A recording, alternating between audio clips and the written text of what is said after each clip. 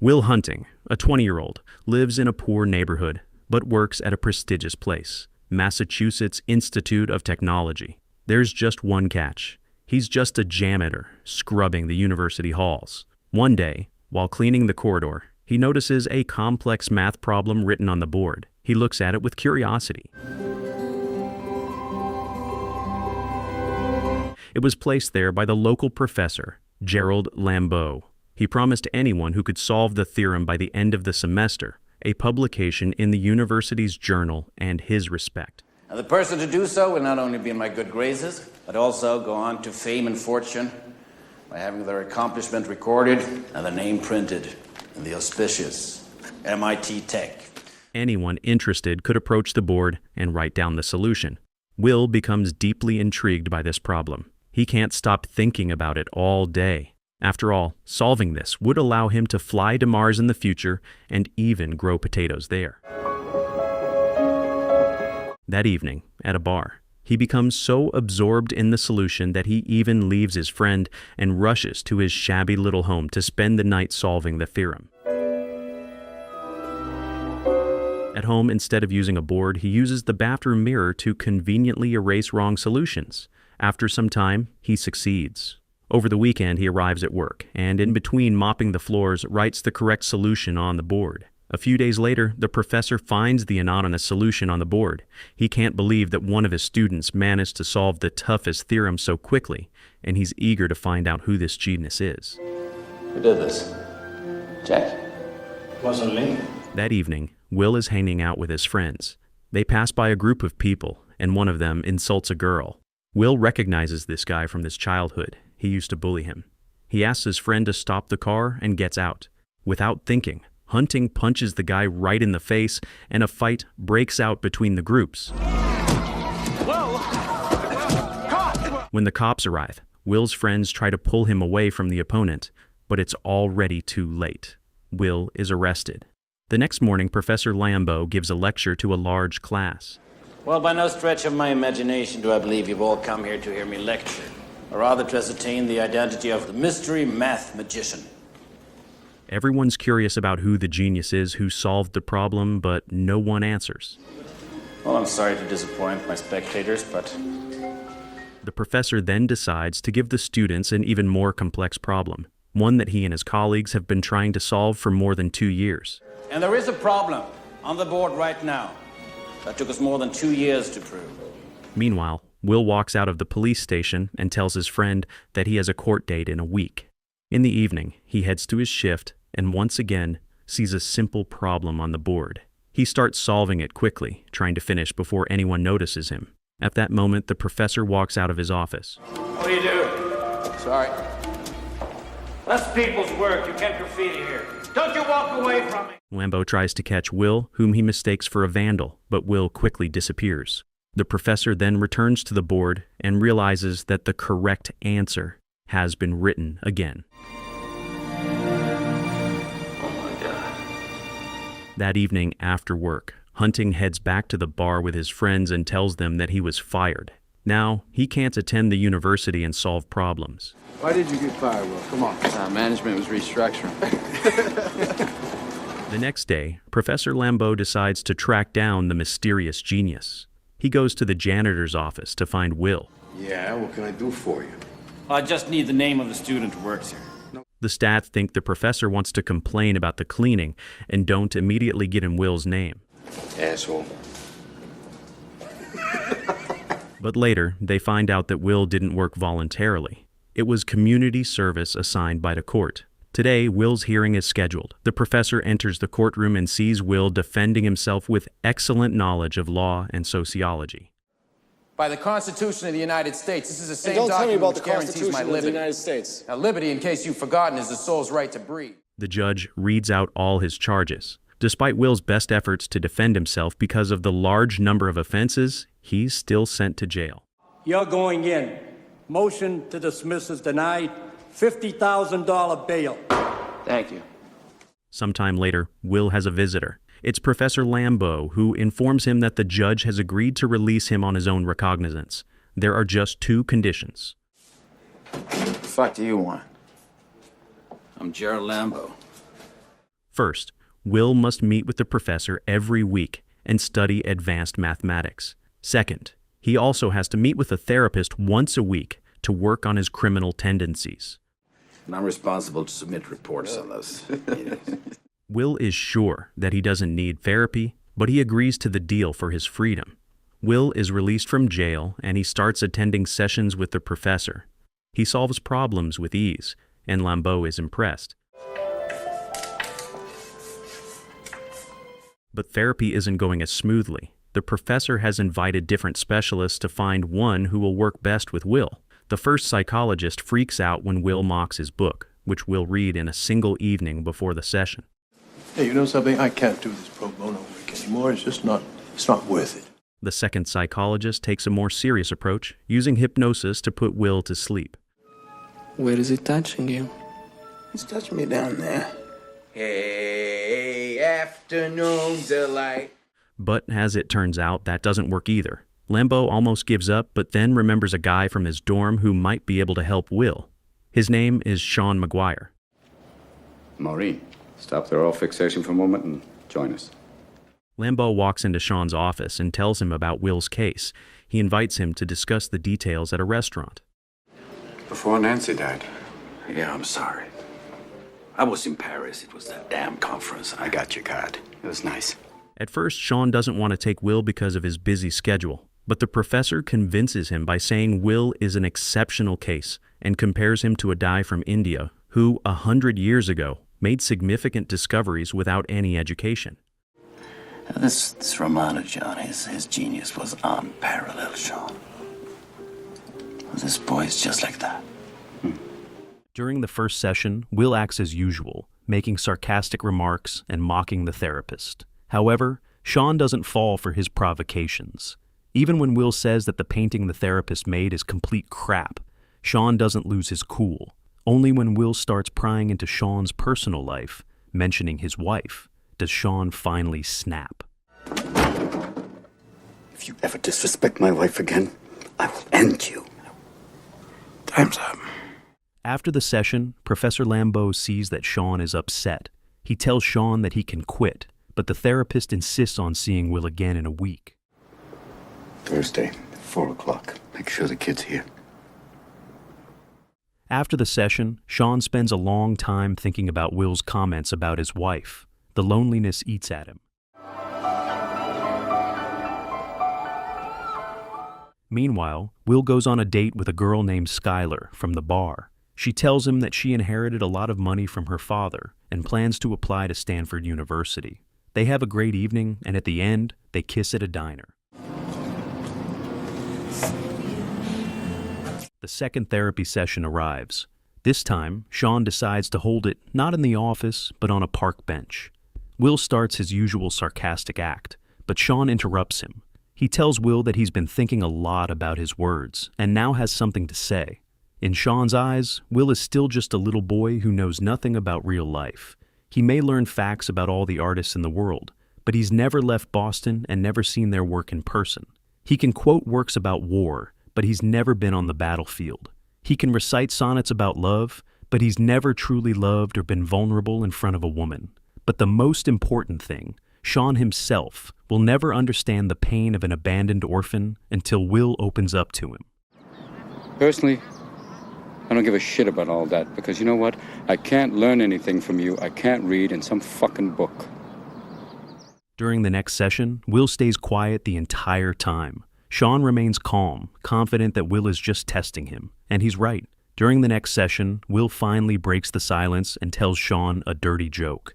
They start talking about relationships with girls, and Will casually mentions that he went on a date recently. Sean asks if he plans to see Skylar again, and Will makes an unexpected confession.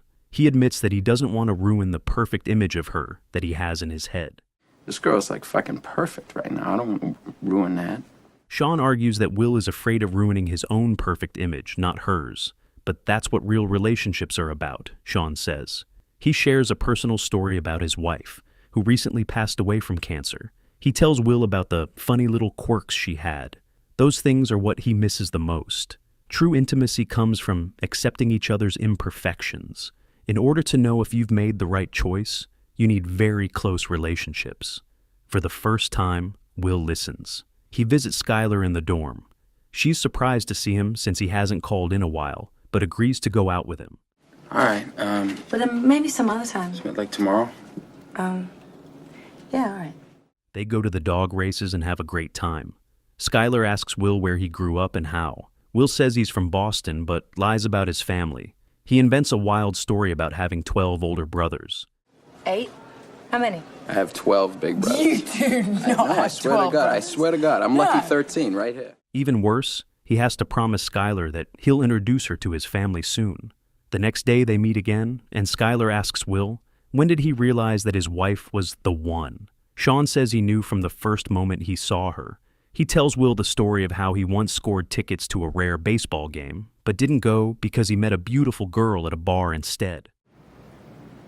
I sure as hell don't regret missing a damn game. Skylar keeps insisting that Will introduce her to his real family, but he still refuses to tell the truth. So, he decides to at least introduce her to his friends, including Chuck. Surprisingly, Skylar fits right into their group, joking and drinking beer with everyone. But at the end of the evening, Chuck ruins Will's mood. Oh, not tonight. Oh, no, not tonight. Not any other night, hon. He knows once you see that little shithole, he's getting dropped like a bad habit. Later, Professor Lambeau meets with Sean at a diner to check on Will's progress in therapy. He's not really interested in Will's relationship with his past. What he's really curious about is what Will's plans are now that he's under his mentorship. Sean responds that he's not going to force Will into anything. He has to choose what he wants from life. Professor Lambeau gets angry and says he's already introduced Will to the right people. Let's talk about the boy. Why don't we give him time to figure out what he wants? But he doesn't know that Chuck went to meet those people instead of Will, asking for payment and ruining the deal with his inappropriate behavior. You can speak with my aforementioned attorney. Good day, gentlemen. And until that day comes, keep your ear to the grindstone. Meanwhile, Will enjoys a night out with Skylar.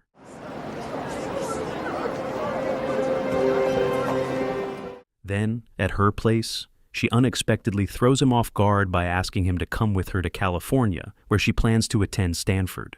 Will immediately refuses, making up a ton of excuses. But Skylar insists. She's convinced that Will is just stuck in his little world, where he has no competition and is scared of the new. Then, Will blows up. He's sure Skylar is just playing with him, that he'll always be just a fling to her because he's poor.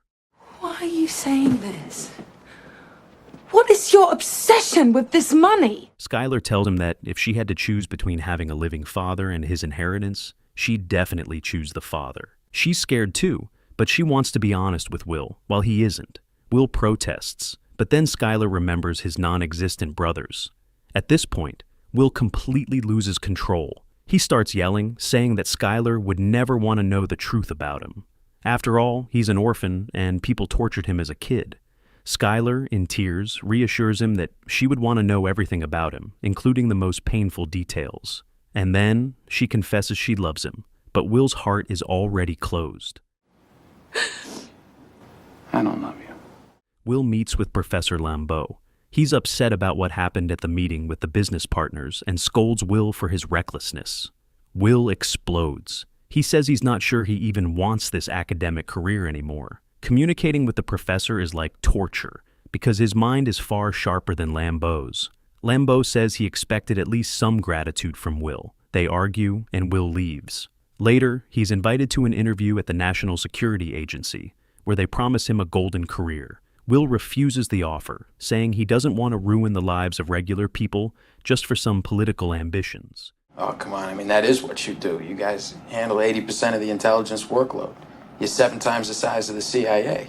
He soon meets with Sean again. Sean asks why Will turned down the NSA job.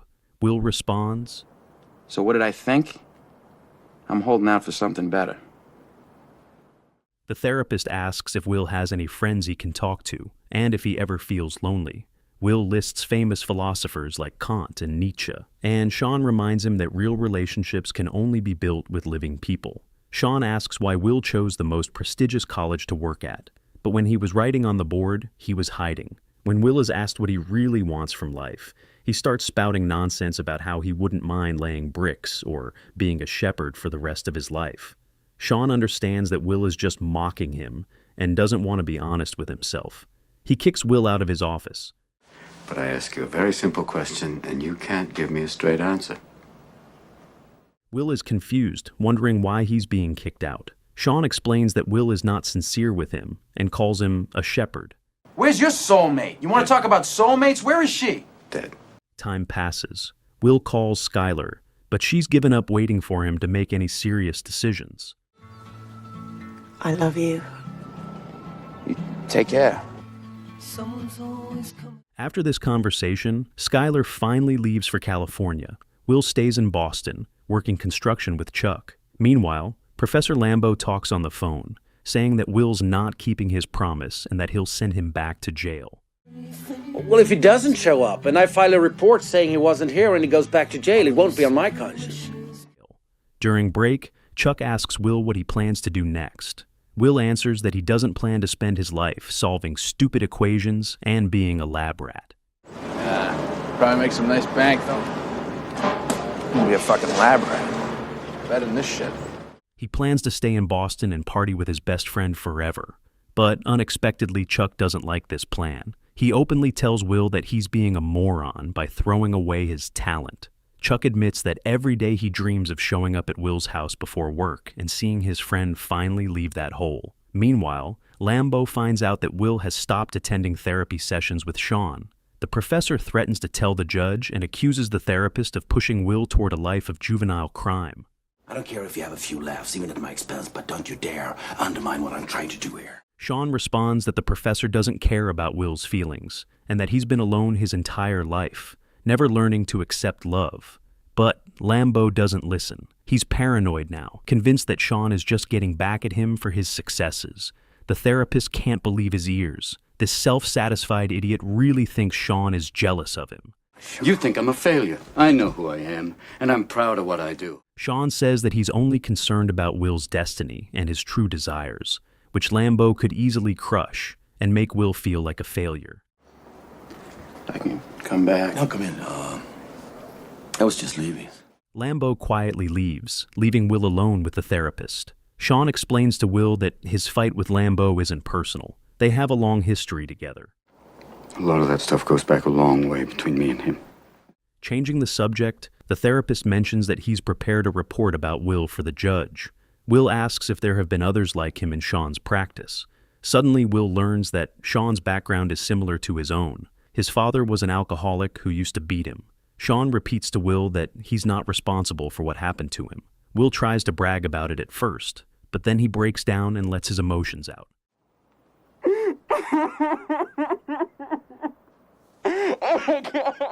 Everything starts falling into place. Soon, Will comes to his final session with Sean. He tells the therapist that he decided to work at one of the companies recommended by the professor and that he's happy with his choice. Sean responds that he's decided to travel a bit and leaves his number for Will. Later that evening, Will goes out with his friends to celebrate his birthday. They give him a car they built from used parts. Before leaving, Professor Lambeau visits Sean. They apologize to each other and decide to grab a drink at a bar. Meanwhile, Chuck, as usual, drives up to Will's place and finds that his friend is gone. Chuck is thrilled, just like in his old dreams. Will leaves a note for Sean in the mailbox. The therapist opens it and learns that Will quit his job at the company and left for California to be with Skylar. In the note, he uses the same phrase that Sean used when telling his friends he skipped a baseball game to meet his future wife. This retelling is dedicated to Robin Williams.